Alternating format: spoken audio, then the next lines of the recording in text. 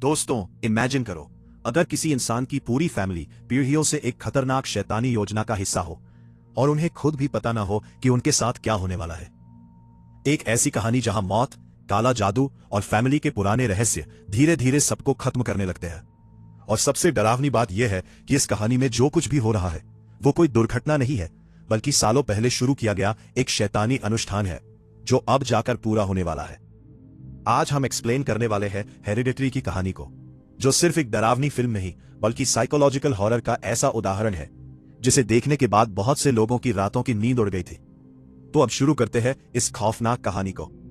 इस कहानी की शुरुआत होती है एक मिनिएचर आर्ट के बने घर को दिखाने से। मिनिएचर आर्ट में सामान्य आकार की तुलना में बहुत ही छोटी चीजें बनाई जाती है। अब कैमरा उस छोटे से घर की तरफ जूम करता है और हम जान पाते हैं कि जहां यह मिनिएचर घर रखा है उसी घर में एक फैमिली रहती है।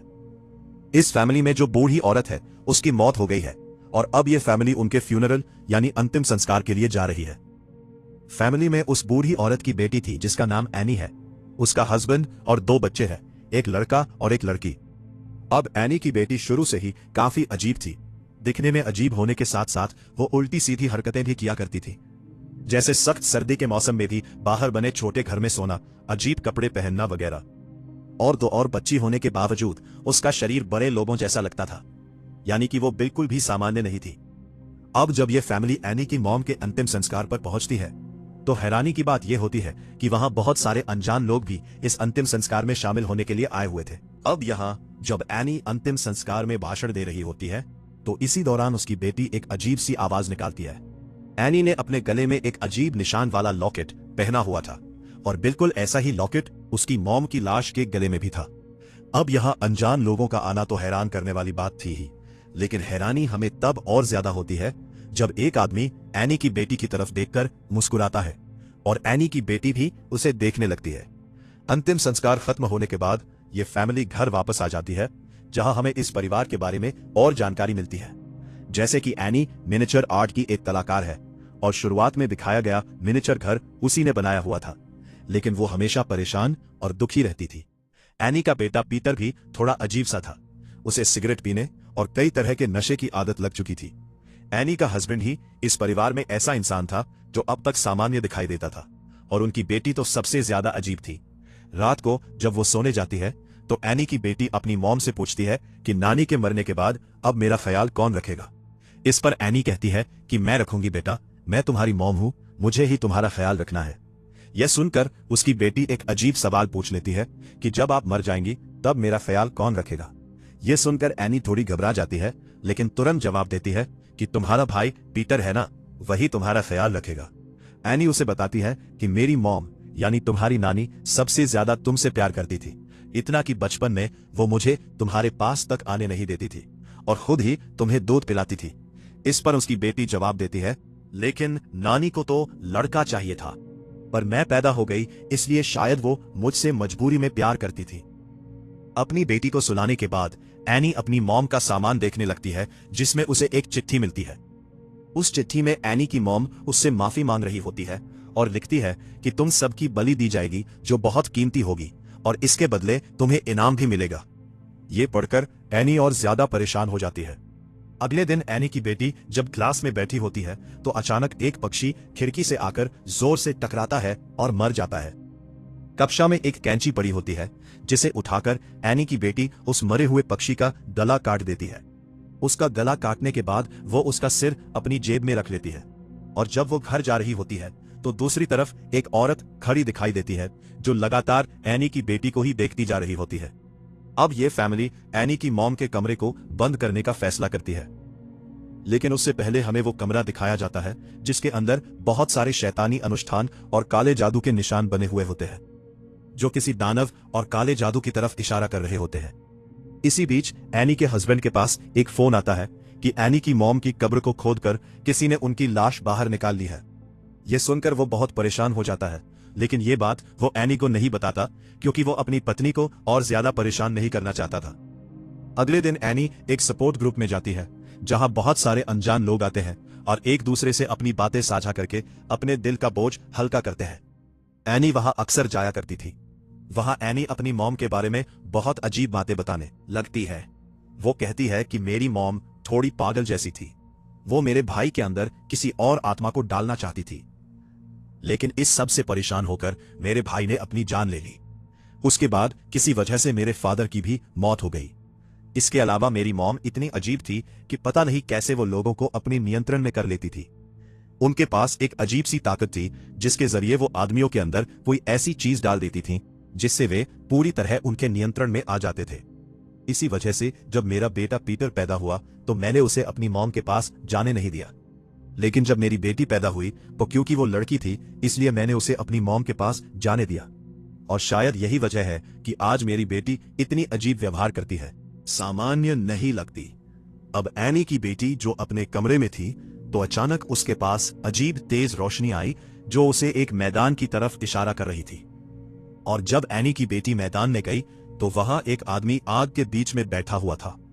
उसे देखने से लग रहा था जैसे वो कोई शैतानी अनुष्ठान कर रहा हो।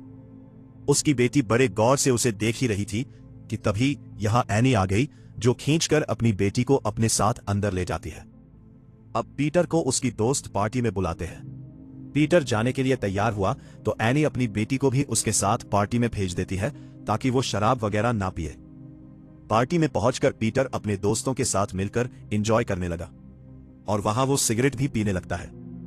उसकी बहन बोर हो रही थी इसलिए घूमते हुए जब एक जगह पर आई तो केक खा लेती है जिसमें ड्राई फ्रूट था। और क्योंकि उसे इस ड्राई फ्रूट से एलर्जी थी तो उसकी तबीयत खराब होने लगती है। उसका सांस बंद होने लगा, दम घुटना शुरू हो जाता है। उसकी ऐसी हालत देखकर पीटर काफी घबरा गया। फौरन उसे गाड़ी में बिठाकर हॉस्पिटल के लिए निकल गया। रास्ते में उसकी बहन सांस लेने के लिए अपना सिर खिड़की से बाहर निकालती है, लेकिन इस दौरान गाड़ी के आगे एक जानवर आ गया। अब टक्कर से बचाने के लिए अचानक पीटर गाड़ी सीधी साइड पर कर लेता है और उस साइड पर लकड़ी का एक खंभा था जिससे उसकी बहन का सिर इतनी जोर से टकराता है कि उसकी वहीं मौत हो जाती है। इतनी भयानक कि उसका सिर ही शरीर से अलग होकर सड़क पर गिर जाता है। उसकी मौत से पीटर बहुत ज्यादा दुखी हो जाता है। वो सदमे में चला जाता है और अपने मॉम डैड को कुछ भी बताए बिना चुपचाप अपने कमरे में आकर लेट जाता है। अगली सुबह जब एनी और उसके हस्बैंड को अपनी बेटी की मौत का पता चलता है तो दोनों बहुत दुखी हो जाते हैं। फूट फूट कर रो रही होती है। उसके फ्यूनरल तक लगातार हम उसे रोता हुआ ही देखते हैं क्योंकि इस सदमे से वो बाहर नहीं आ पा रही थी। इस हादसे के बाद ही फैमिली का व्यवहार एक दूसरे के साथ काफी अजीब हो जाता है। कोई भी एक दूसरे को बुला नहीं रहा था, बस चुपचाप ही रहते हैं। इस दुख से बाहर आने के लिए एनी दोबारा से उस सेशन ग्रुप में जाने का फैसला करती है, लेकिन क्योंकि उसकी हालत ठीक नहीं थी तो वो इसके लिए हिम्मत नहीं कर पा रही थी, पर फिर भी जाने का तय कर लेती है।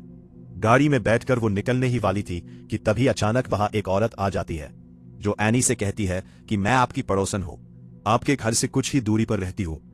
मुझे आपकी बेटी की मौत का पता चला कि छोटी ही उम्र में वो अचानक ही गुजर गई। यह सुनकर मुझे बहुत दुख हुआ, लेकिन मैं आपको एक बात बताऊं, हाल ही में मेरे बेटे और पोते की पानी में डूबने की वजह से मौत हो गई है।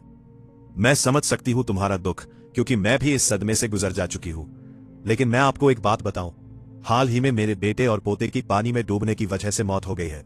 मैं समझ सकती हूं तुम्हारा दुख क्योंकि मैं भी इस सदमे से गुजर जा चुकी हूं। यह कहकर वो एनी को अपने घर का एड्रेस देती है और वहां से चली जाती है। अब अगले दिन एनी उससे मिलने उसके घर पहुंच जाती है। वो दरवाजे पर एक कारपेट को देखती है जो उसे अजीब तो लगता है लेकिन जाना पहचाना भी, जैसे इससे पहले उसने ये या इस जैसा कारपेट पहले देखा हो। लेकिन इससे पहले कि वो ज्यादा कुछ सोच पाती, वो औरत दरवाजा खोलकर एनी को अंदर बुला लेती है। फिर दोनों बातें करने लगते हैं और इस तरह इनकी दोस्ती हो जाती है। बातों बातों में एनी बताती है कि काफी सालों से मुझे स्लीप वॉक यानी नींद में चलने की बीमारी है। एक दिन जब मैं नींद में चल रही थी तो मैं अपने बच्चों पर पेट्रोल डालकर उन्हें आग लगाने वाली थी, लेकिन ठीक उसी समय मुझे होश आ गया और मैंने खुद को रोक लिया। उस दिन से ही मेरे और मेरे बेटे पीटर का रिश्ता अच्छा नहीं है क्योंकि उसे लगता है कि मैं उनकी दुश्मन हूं और मैंने अपने ही बच्चों की जान लेने की कोशिश की थी। घर आकर एनी अपनी बेटी की मौत का भी मिनिएचर आर्ट बना रही होती है, यानी उसकी लाश साइड पर पड़ी होती है और उसका सिर शरीर से अलग होकर गिरा हुआ होता है। यह देखकर उसका हस्बैंड काफी परेशान हो जाता है। इसी रात जब यह फैमिली टेबल पर बैठकर खाना खा रही होती है तो पीटर की अपनी मॉम एनी से बहस हो जाती है। वो कहता है, मामा सारा कसूर आपका है, आपने उसे मेरे साथ भेजने की जिद की थी लेकिन जब हम वापस आ रहे थे तो पता नहीं कैसे उसकी मौत हो गई। यह सुनकर एनी को भी बहुत गुस्सा आने लगता है और वो चिल्लाकर कहने लगती है कि सब तुम्हारी वजह से हुआ, क्योंकि गई तो वो तुम्हारे साथ ही थी, तो तुमने ही उसे मार दिया होगा।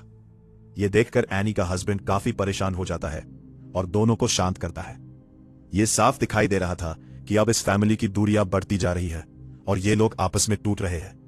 अब अगले दिन जब एनी एक स्टोर में शॉपिंग कर रही होती है तो वहां उसे वही औरत यानी पड़ोसन दोबारा मिलती है।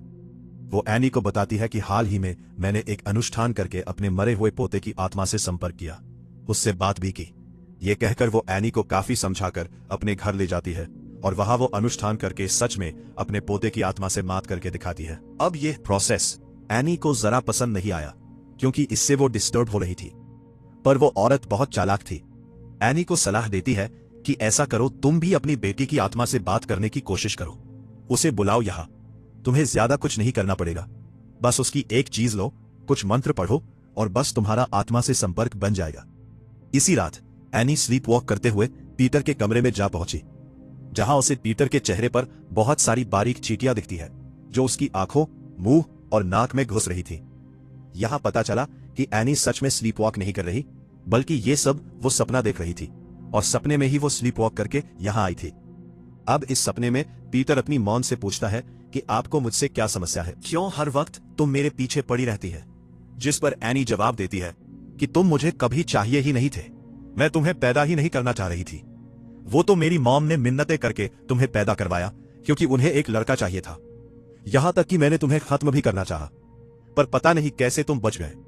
यह जानकर पीटर बहुत टूट गया, लेकिन अगले ही पल एनी भी अपनी नींद से जाग जाती है और उसे भी पता चल जाता है कि यह बस एक सपना है। वो तुरंत अपने हस्बैंड और बेटे के पास जाकर उन्हें इस रिचुअल प्रोसेस के बारे में कहकर इस प्रोसेस को शुरू कर देती है ताकि उस औरत के कहे के अनुसार वो अपनी बेटी को बुला सके।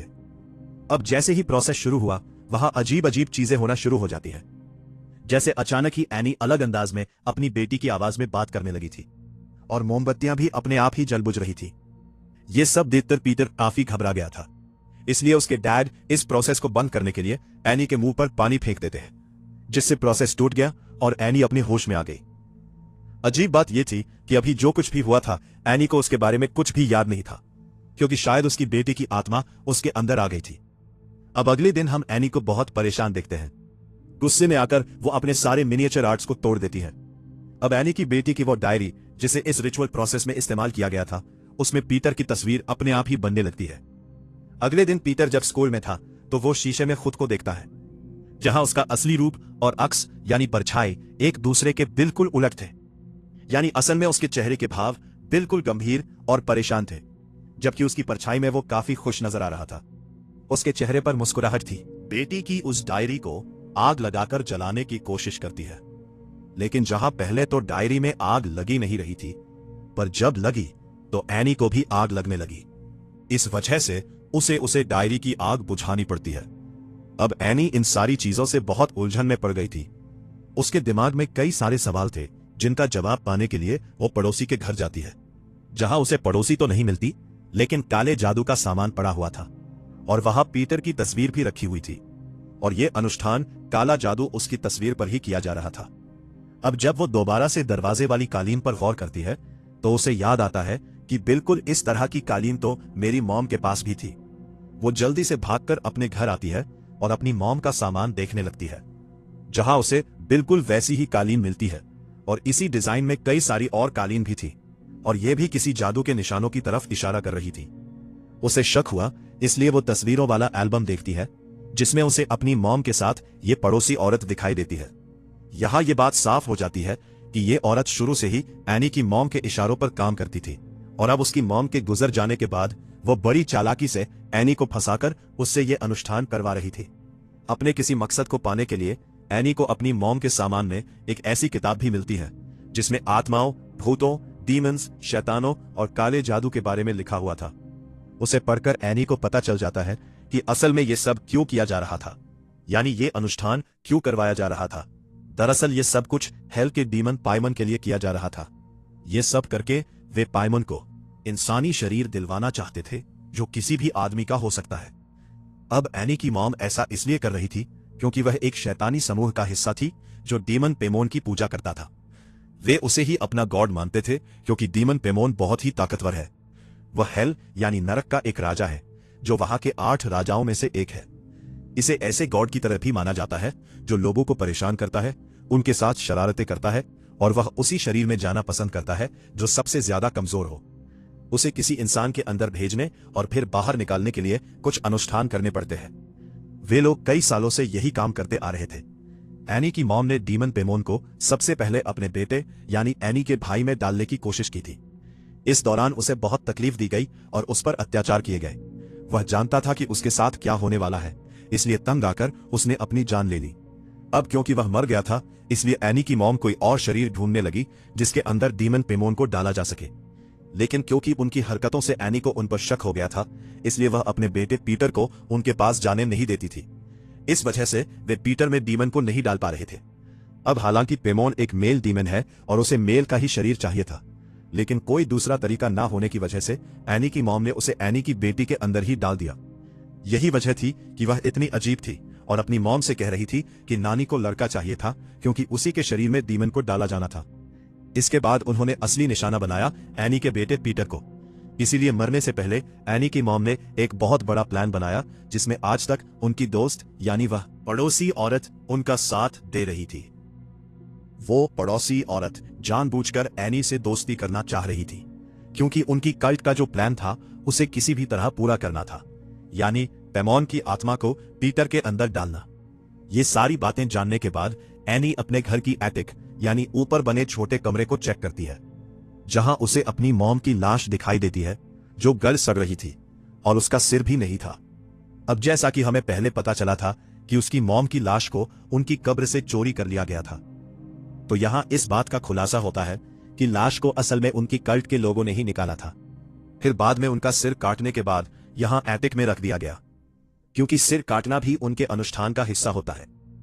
तभी अचानक छत पर खून से डीमन पाइमोन का निशान बन जाता है। इसी के साथ हम इस घर में बाकी जगहों पर भी डीमन के निशान देखते हैं, जैसे कि लॉकेट पर, बेड पर और उस कारपेट पर।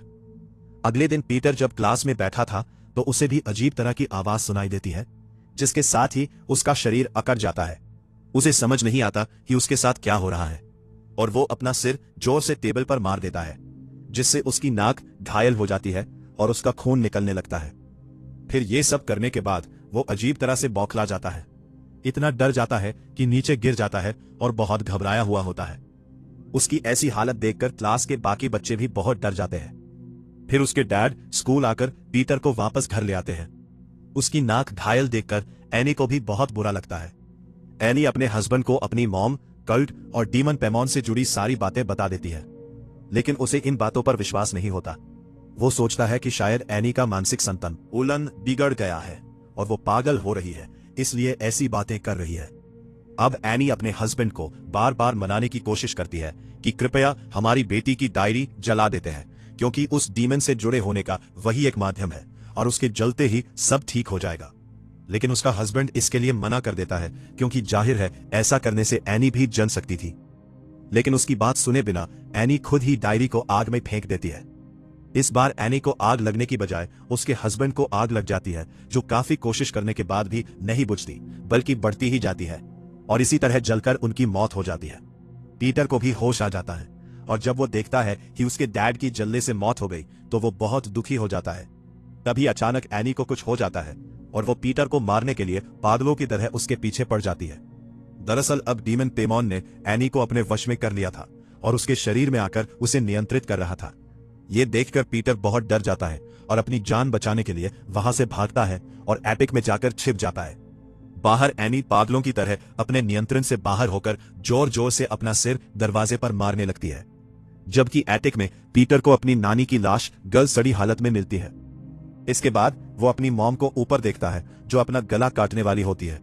वहां पर बहुत सारे लोग भी खड़े होते हैं जिन्होंने कपड़े नहीं पहने हुए थे और वो पीटर को बड़े गौर से देख रहे होते हैं। पीटर घबरा जाता है। वो कांच तोड़कर जल्दी से बाहर कूद जाता है। तभी एक तेज रोशनी आकर उसके शरीर में प्रवेश कर जाती है। सी ही थी जैसी उसकी बहन के आसपास भी दिखाई देती थी। इससे हमें समझ आता है कि आखिरकार डीमन पेमोन ने पीटर के शरीर पर अपना कब्जा कर लिया और वो उसके अंदर प्रवेश कर गया है। इसके बाद पीटर उठता है और अपनी मॉम को बहुत अजीब हालत में देखता है, यानी एनी हवा में उड़कर बाहर बने छोटे घर की तरफ जा रही होती है। पीटर भी उस घर में पहुंच जाता है जहां बहुत सारे लोग होते हैं जो डीमन पेमॉन की पूजा करते हैं। वे सब पीटर के सामने झुक जाते हैं क्योंकि अब उसके अंदर शैतान पेमॉन आ चुका था और वे अब उसे ही अपना गॉड मान रहे थे। तभी वहां वो पड़ोसी औरत आती है जो बहुत खुश होती है क्योंकि सालों से जो योजना वो बना रही थी आज वो पूरी हो गई थी। अब डीमन पेमॉन को शरीर मिल चुका था और वो भी पीटर का जैसा वे चाहते थे। वो पीटर को एक ताज पहनाती है और उसे डीमन पेमॉन कहकर बुलाने लगती है। ऐसा होते ही सारे लोग भी पेमॉन पेमॉन के नारे लगाने लगते हैं क्योंकि सालों से जिसकी वे पूजा कर रहे थे आज वो उनके सामने मौजूद था, पीटर के अंदर। सारा कल्ट अपनी इस सफलता पर खुशी से झूम उठता है और इसी के साथ ये फिल्म यही खत्म हो जाती है। तो दोस्तों, इस तरह खत्म होती है हेरेडिटरी की ये बेहद डरावनी और डिस्टर्बिंग कहानी। लेकिन अगर ध्यान से देखा जाए तो इस फिल्म में जो कुछ भी हुआ वो कोई अचानक हुई घटना नहीं थी। असल में एनी की मॉम और उसकी कल्ट कई सालों से सिर्फ एक ही चीज के लिए काम कर रहे थे, डीमन पेमन को इंसानी शरीर दिलवाने के लिए। सबसे पहले उन्होंने एनी के भाई को चुना लेकिन उसमें आत्महत्या कर ली। फिर उन्होंने एनी के बेटे पीटर को टारगेट बनाया लेकिन एनी ने उसे अपनी मॉम से दूर रखा। इसलिए मजबूरी में उन्होंने डीमन पेमन को पहले एनी की बेटी के शरीर में डाल दिया। यही वजह थी कि वो शुरू से इतनी अजीब थी, उसकी हरकतें अलग थी और उसके आसपास हमेशा वही रहस्यमयी रोशनी दिखाई देती थी। लेकिन असली योजना कुछ और ही थी।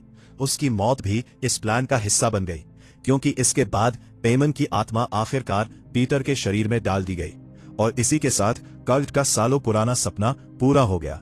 लेकिन यहां सबसे डरावनी बात यह है कि इस पूरी कहानी में एनी और उसकी फैमिली सिर्फ एक मोहरा थे। उनकी जिंदगी और उनकी मौत सब कुछ पहले से ही तय किया जा चुका था और शायद यही वजह है कि इस फिल्म का नाम हेरेडिटरी रखा गया, क्योंकि ये डर, ये शाप और ये शैतानी योजना पीढ़ी दर पीढ़ी चलती रही। अगर आपको ये वीडियो पसंद आया हो तो वीडियो को लाइक जरूर करें, अपने दोस्तों के साथ शेयर करें और ऐसे ही हॉरर मूवी एक्सप्लेनेशंस देखने के लिए हमारे चैनल पॉपकॉर्न लॉजिक को सब्सक्राइब करना बिल्कुल मत भूलिएगा। वीडियो देखने के लिए आपका बहुत बहुत धन्यवाद। हम फिर मिलेंगे एक और नई और डरावनी कहानी के साथ।